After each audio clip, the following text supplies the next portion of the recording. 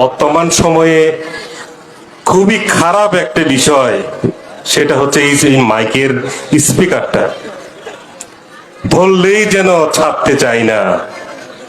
আমরা কাজের থেকে কথাই বেশি বলতে চেষ্টা করি।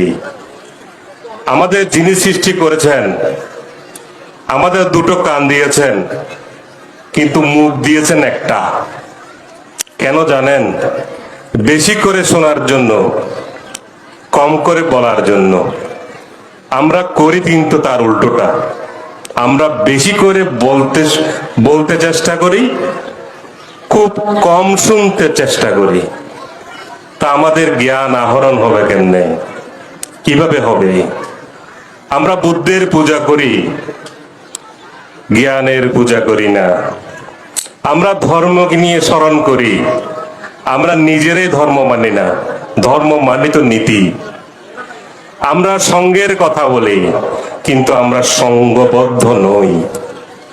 আমাদের নিজেদের আগে পরিবর্তন করতে হবে।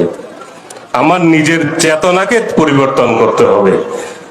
আমার নিজেকে নিজে যেদিন আমি বুঝতে পারবো, সেদিন হবে আমার প্রকৃত ধর্ম। প্রকৃত আমি যেগুলো নিয়ে চিন্তা করতে চাই, বুদ্ধের দর্শন নিয়ে চিন্তা করতে চাই, আমি আগে আমার নিজেকে পাল্টাতে হবে। সম্মানিত সুধী, আজকের শতবর্ষের সেই মহাবোধি